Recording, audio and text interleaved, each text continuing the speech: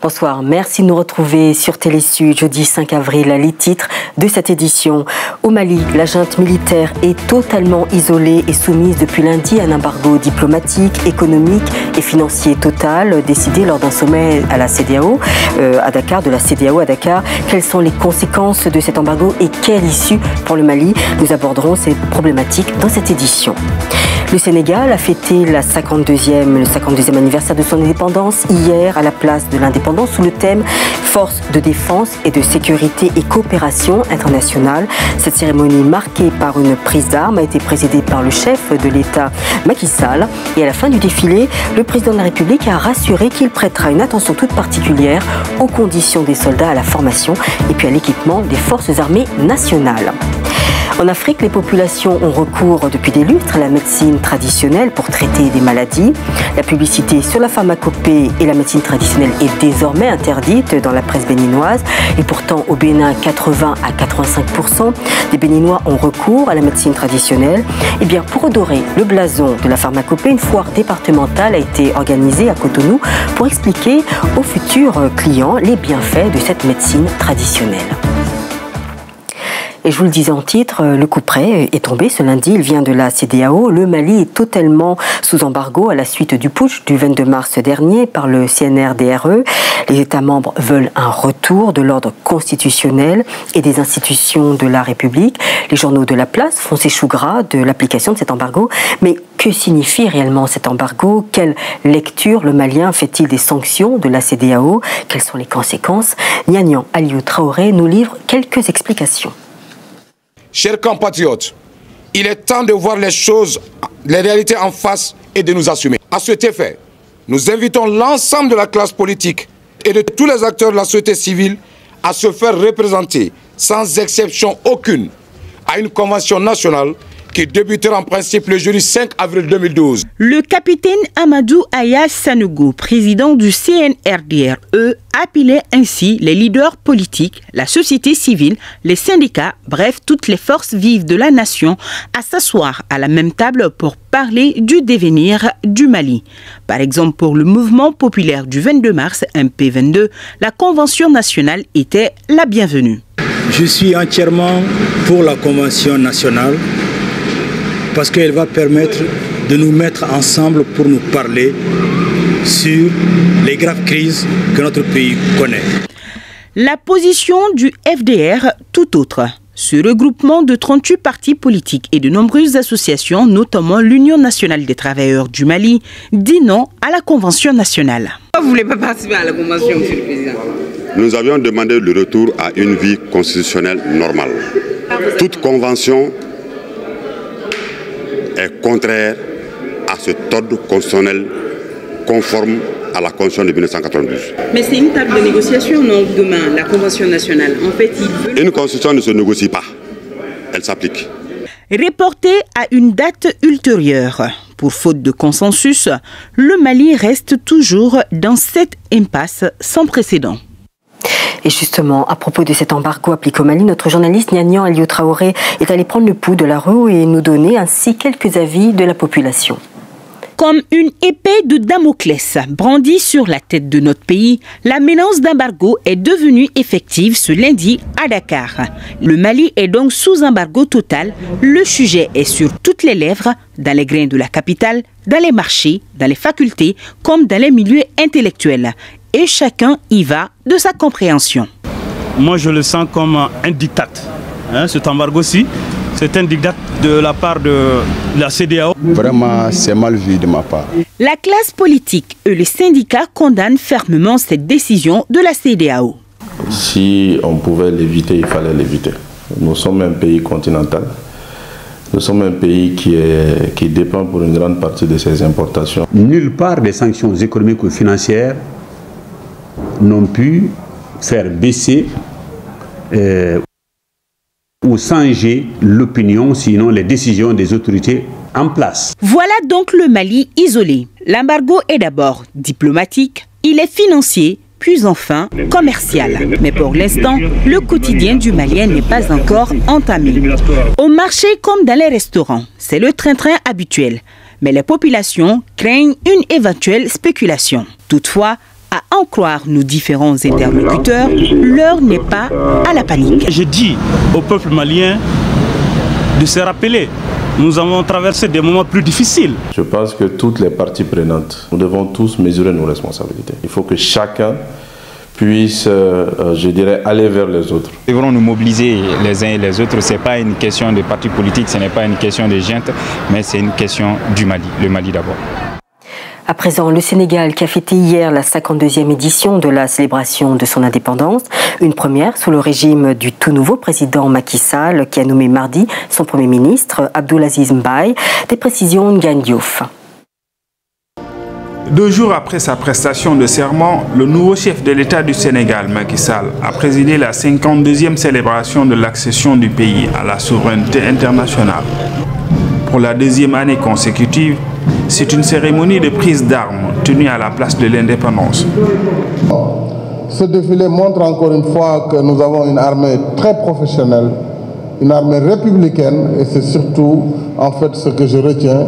En tant que chef suprême des armées, je serai à leur côté pour les accompagner et leur apporter le soutien nécessaire devant leur permettre d'assumer les charges. Quelques 1250 militaires et paramilitaires ont paradé devant le chef de l'État et son Premier ministre.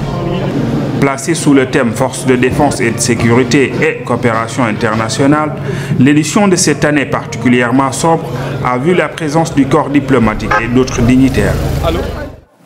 Et le chanteur sénégalais Youssou N'Dour a été nommé ministre de la Culture et du Tourisme dans le nouveau gouvernement sénégalais formé hier soir par le Premier ministre Abdoul Mbaye. Il fait son entrée dans un gouvernement restreint, une des promesses de campagne du président Macky Sall. Assainissement des procédures douanières au Cameroun. Désormais, les usagers paieront leurs droits de douane dans les banques. Le ministère des Finances a signé à ce sujet une convention avec 13 institutions bancaires. L'objectif est de lutter contre la corruption et toutes les malversations financières dont sont victimes les importateurs au niveau des douanes camerounaises. Reportage Mélanie BTB. La première cible de cette décision ministérielle est le port de Douala. Ici, les transactions douanières donnent lieu à toutes sortes d'abus. Les usagers de l'import-export sont presque toujours obligés de laisser plus d'argent qu'il n'en faut sur le carreau pour faire entrer les marchandises au Cameroun. Fort de ce constat et de ce que toutes les mesures prises jusqu'ici pour limiter la corruption n'ont pas donné de bons résultats, le ministère des Finances a décidé d'expérimenter autre chose. Un des aspects qui a été retenu, c'est la dématérialisation donc, des instruments de paiement. Premièrement, pour assurer plus de sécurité. Deuxièmement, pour réduire les délais de paiement. Et troisièmement, pour faciliter les affaires dans notre environnement. Au-delà de l'assainissement des mœurs, cette décision va surtout réduire la circulation de l'argent en espèces dans les secteurs douaniers camerounais.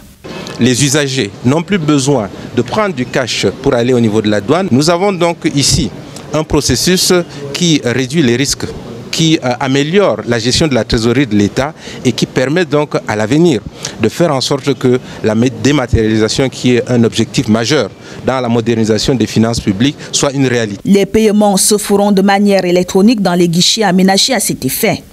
Je dis bien l'ensemble des banques au Cameroun qui est au guichet unique, c'est-à-dire l'ensemble de toutes les banques, et puis aujourd'hui travailler en symbiose avec la direction du guichet unique, les douanes et le ministère des Finances pour arriver très vite et à tenir les délais dans ce domaine. Chaque banque impliquée recevra une commission et devra reverser chaque jour les sommes collectées au trésor public.